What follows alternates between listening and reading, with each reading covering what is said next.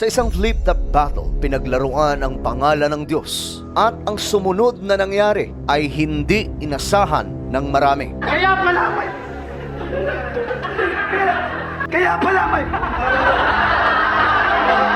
hindi nawala yung posi.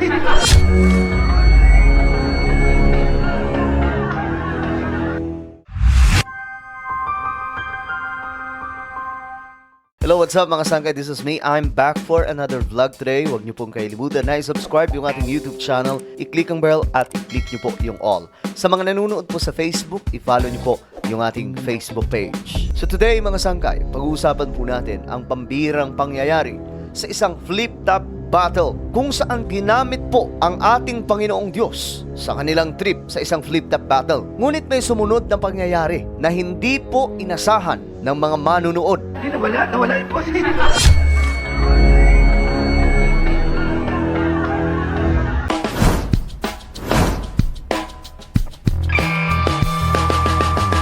Maliwanag na ipinapahayag sa salita ng Diyos, mga sangkay, kung gaano ka makapangyarihan ang pangalan ng ating Panginoon. Hindi po pwedeng mapaglaruan, hindi po pwedeng magamit ito sa kung ano-ano lamang. Ang pangalan ng ating Panginoong Diyos ay makapangyarihan na hindi po pwedeng gawing biro dahil kapag ginawa mo ito ay hahantong sa isang blasphemy. At napakadelikado nito kung ikaw ay gagawa ng mga kahalintulad nito na pinaglalaruan ng ating Panginoong Diyos sa kung ano-anong mga bagay o anong-anong mga gawain.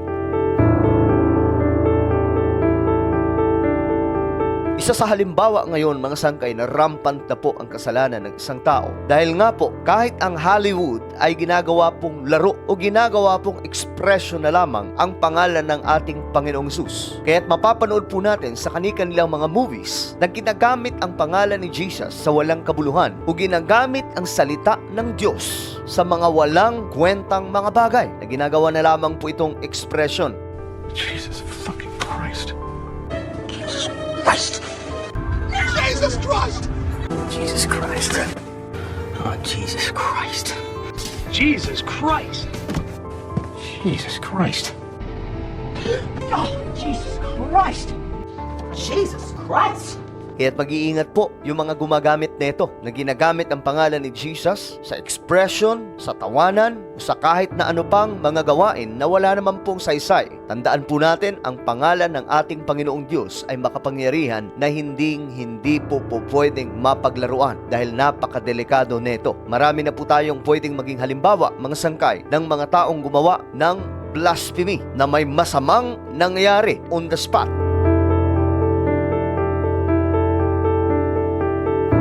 Kagaya na lamang po nitong pag-uusapan natin ngayon mga sangkay, isa pong flip-top battle ang kumakalat ngayon sa social media dahil nga po sa pangyayari. Sa gitna po kasi ng flip-top na ito, masaya pa po silang nagsasalita, naglalapagan ng kanilang mga banat sa isa't isa. Ngunit may isang pagkakataon mga sangkay na may linya ang isang flip-topper na ito na ginamit ang pangalan ng Diyos at ang mga audience naman na nakikinig at nanunood ay nagtatawanan. At hinahay pa po nila ang ginawa ng taong ito. Ngunit mga sangkay, nakakakilabot ang nangyari. Dahil on the spot, napansin niya po mga sangkay na nawala bigla ang kanyang boses. Sinubukan pa po niya mga sangkay na uminom ng tubig at sinubukan ulit na magsalita. Ngunit wala na po talagang lumalabas sa kanyang bibig na boses. Tila baga bigla pong tinanggalan siya ng boses para hindi na po gawin ang pangungutya sa ating Panginoong Diyos. Kaya't pinapaalalahanan ko ang maraming gumagamit o nagsasalita na ginagamit ang pangalan ng ating Panginoong Diyos. Mag-iingat po kayo. Napakadelikado niyan.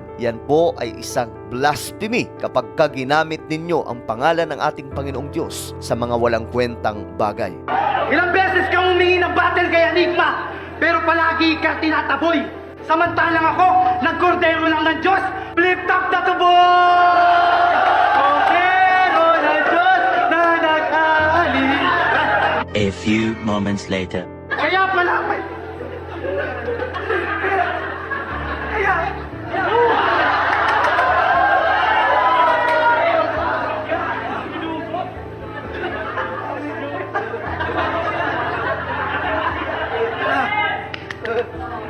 Kaya pala may...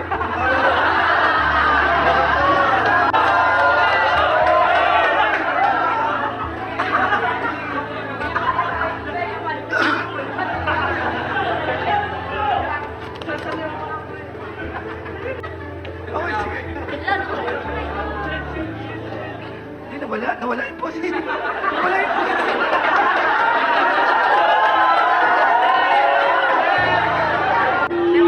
Saan na wala? Wala yung boses. Kaya pala. Kaya pala.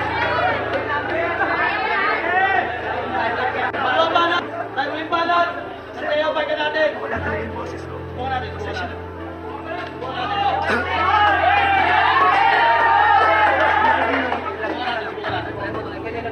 Hello. Kaya pala may yung...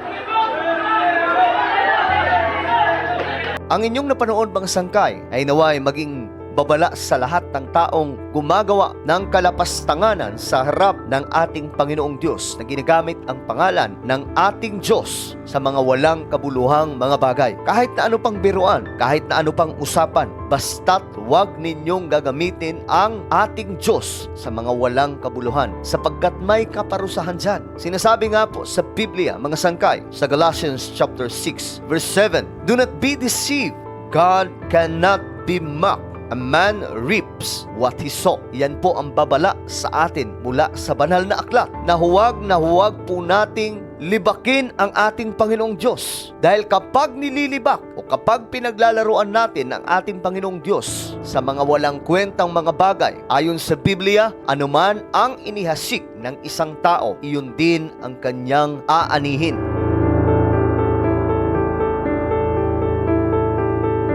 Kaya ang paalala ng salita ng Diyos, huwag nating hahayaang tayo ay maligaw sa maling gawain. Ang gawing biro ang ating Panginoong Diyos sa anumang gawain ay hindi po talaga maganda. Magdudulot ito ng malaking problema sa sino mang gumagawa ng kahalintulad nito. Marami na po ang sumubok, mga sangkay, na kutyain at libakin ang ating Panginoong Diyos. Kagaya na lamang po ng mga halimbawang ito, mga sangkay, na mababanggit po natin ngayon. Isa sa mga kilalang gumawa neto, mga sangkay, ay si John Lennon, isa pong sikat na mga awit sa buong mundo. Ayon sa kwento, sa isang interview sa kanya ng isang American magazine, "Christianity will end. It will disappear. I do not have to argue about that. I am certain Jesus was okay, but his subjects were too simple. Today, we are more famous than him." Sinabi niya ito noong 1966. At pagkatapos noon, after saying that the Beatles were more famous than Jesus Christ, he was shot 6 times.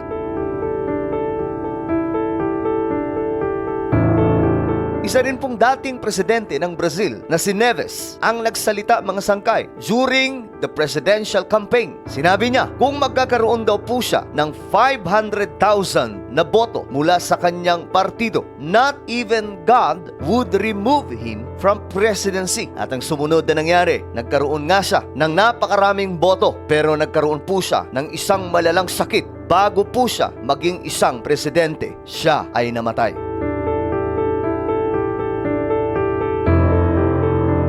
Isa rin pong kilalang actress na si Marilyn Monroe. Siya ay binisita ni Billy Graham, isa pong kilalang mangangaral ng salita ng ating Panginoong Diyos. Bumisita siya during a presentation of a show. Sinabi ng preacher na ito na ang Espiritu ng Diyos ang nagdala sa kanya sa lugar na yon para mangaral o ipahayag ang salita ng Diyos sa isang kilalang actress. After hearing what the preacher had to say, sumagot ang actress na ito, "I don't need your Jesus." A week later, she was found dead in her apartment.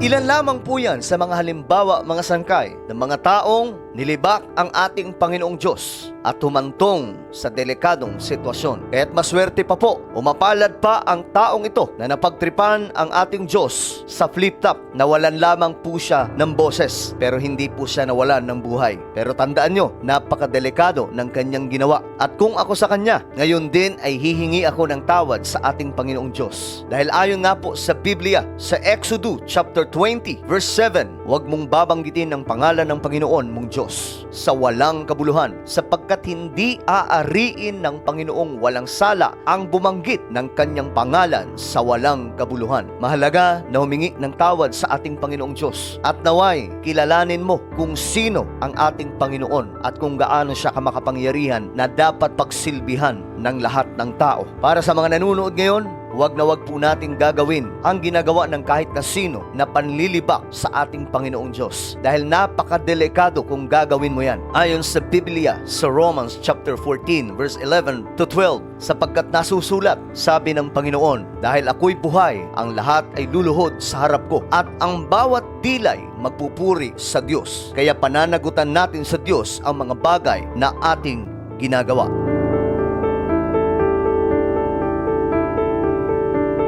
Ano po ang inyong opinion sa ating napag-usapan ngayon? Comment down below. Huwag niyo pong kailimutan na i-subscribe yung ating YouTube channel.